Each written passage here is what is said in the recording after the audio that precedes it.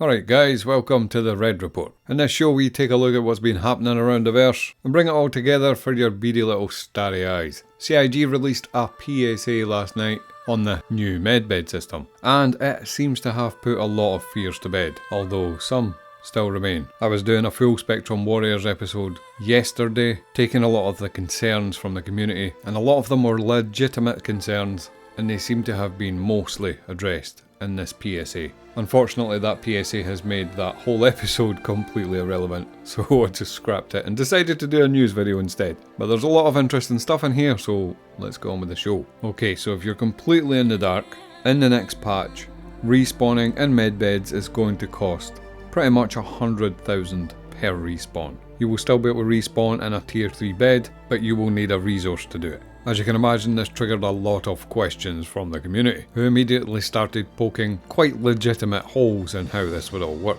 First off, and the most egregious for me, is the tiered injury system is still the same as it was. The implications of that are, if you have a tier 1 injury, you still need a tier 1 bed.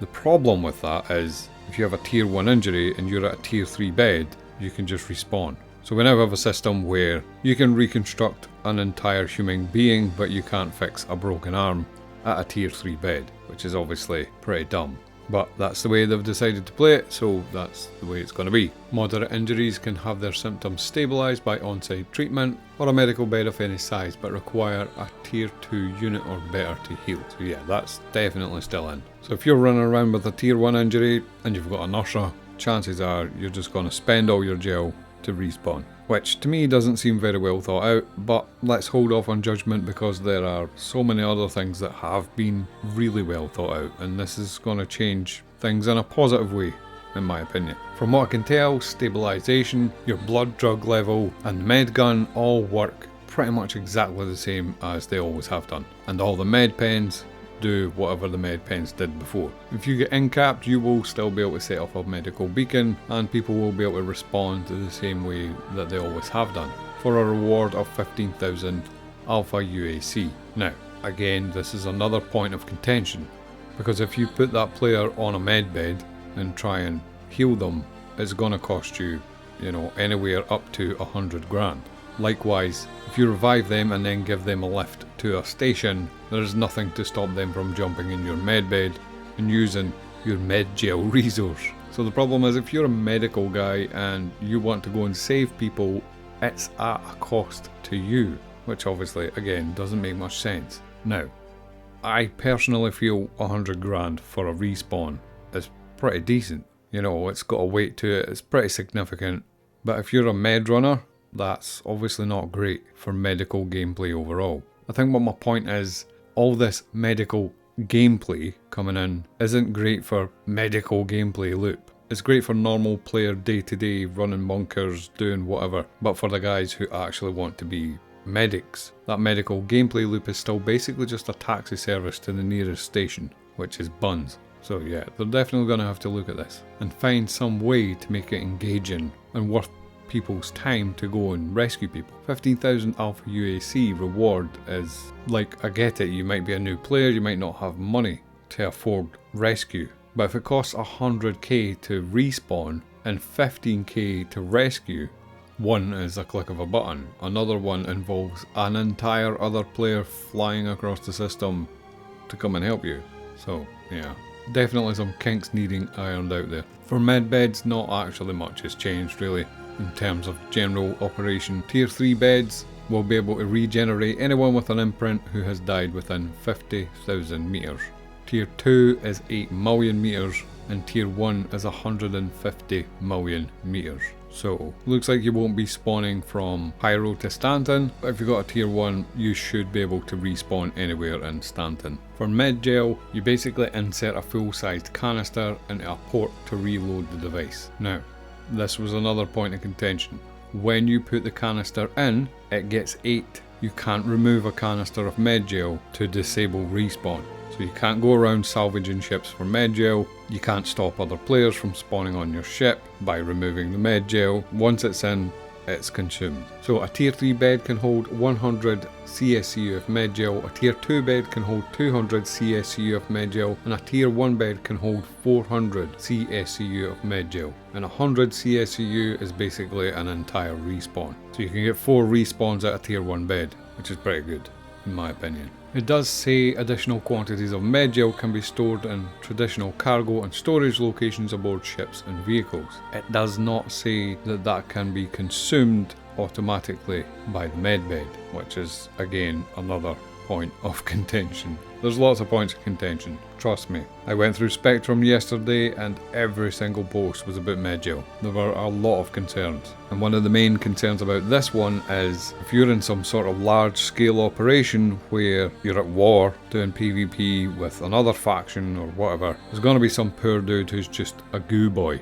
and they just sit there loading these things into the bed for the entire duration, which is pretty rubbish, really. Pretty rubbish job. Nobody wants to be the goo boy. And again, that's a legitimate concern. As far as I'm aware, they've not addressed that, but maybe something will change. And because of the way this works, because there's a range, pretty reasonable difference in the ranges, and the difference between how many respawns and how much Medgel each bed can hold, just get rid of the stupid tiered injury healing system on the beds. They're already pretty separated out. By all means have the tiered injury system, but just let every size of bed be able to deal with it. In fact, the way things are set up, I would go one step further. I would say if you have a tiered injury, it should use no Medgel, because what's going to happen is if you've got an injury and you use the med bed on a tier 3 bed, it's going to be sitting at, you know, whatever, 90% say, which then means you can't respawn there without putting in another whole 100% canister, which will be consumed. It's not like you can take the canister out, keep the 90% one for healing injuries. It's already consumed. So again, people are just going to respawn every time. Nobody's going to heal injuries because it's just a waste of a canister. Not on a tier 3 bed at least. Moving on. So in the next section of this PSA, it's called Life and Death and Life Again Beyond 4.3.1. So this is some of the things that they think are still going to change going forward. To that end, the following additional changes to medical beds are still currently in development, adding the ability to imprint on multiple medical beds at once. Now, just think how many problems that would solve. And probably create at the same time.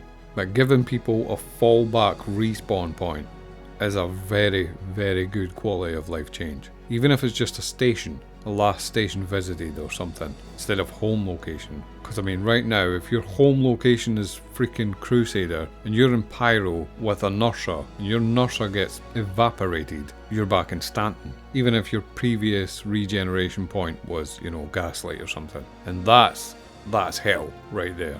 That is negative gameplay. Adding the ability to choose which imprinted medical bed you wish to regenerate at. All good stuff. Adding new conditions which may limit regeneration, such as cooldown timers or regeneration limits before re-registration of an imprint is required. Oh, that's an interesting one. Cooldown timers. That would definitely assuage some of the typical Counter-Strike gameplay emergence concerns. The first key to this will be to allow you to have multiple imprints at different locations simultaneously, allowing you a tactical choice upon incapacitation if no help is available. See, believe it or not, I don't actually like that. I like the idea of having multiple backup options, but you're freaking dead. So I still believe you should have to make a tactical choice before you die about where you're going to respawn. And because they're stacked, you know, you could say, right, first spawn is Nursa, second spawn is closest station, third spawn is home. Like if that Nursa gets blown up, you know, you're still not too bad off. Choosing where you want to spawn when you're lying there dead, you know, you can use that tactically in some situations, and I don't believe you have the right to, because you're now meat paste. So, I just got killed by some guy in a Guardian whilst I was on foot. I'll just choose to respawn at the station and come back with something that can kill that. No. You chose the Nursa, you're spawning at the Nursa, if that makes sense. And then when you wake up in the Nursa, if you get to wake up in the Nursa before the Guardian finds it, then you can rearrange your spawn locations on your Mobiglass. I'm not sure though. I could quite possibly be talked out of that with the right argument, I think. Oh, here we go. In the future, there may be other conditions you encounter that affect or limit your ability to use a specific medical bed, either owned by another player or found in the wild. These are not global conditions applied to all medical beds, but specific states enabled by deliberate content or player action. Additionally, some of these conditions may be found combined with one another. So, manual Medgel. That's the canisters. Auto Medgel. The medbed requires Medgel to function but will automatically restock at a set rate. No one can manually restock the unit. So that might sound like a respawn timer, but I think this is upcoming ship feature. Just gonna throw it out there. I mean, if you want to sell an Apollo automatically restocking medbeds, you see where I'm going with that, right? Temporary imprint. Your imprint lasts for X amount of time. After imprinting, a cooldown of Y time starts before you can imprint there again. So that would be good for like on-site, at events and things like that. Regeneration timer. You may only regenerate at this location once every X time frame. Timer is individual to each person. Now that's a respawn timer. You can delete imprints. You may remove the imprints of anyone from the bed. See, I think that if it's your bed, it should be coded to you and anyone in your party. And then eventually when hacking gameplay comes along, if you've got the right tool and the time, you can hack into that and clear it and set yourself at somebody else's bed. That might be a better way of doing things, I'm not sure. Enabled by event. The bed is only made functional by an event occurring or you performing a specific action. Disabled by event. The bed is no longer functional by an event or you performing a specific action. Imprint is not lost, you just cannot heal or respawn whilst disabled. So like giving it power or something in a facility. Disabled by distortion. The medical bed has been disabled by distortion damage. Imprint is not lost, you just cannot heal or respawn whilst disabled. Ah, that's interesting. That means possibly medical beds will be tied in to the engineering system and ship power and things like that. Disabled by soft death. The medical bed has been disabled by vehicle soft death state. Imprint is not lost, you just cannot heal or respawn whilst disabled. That's also interesting.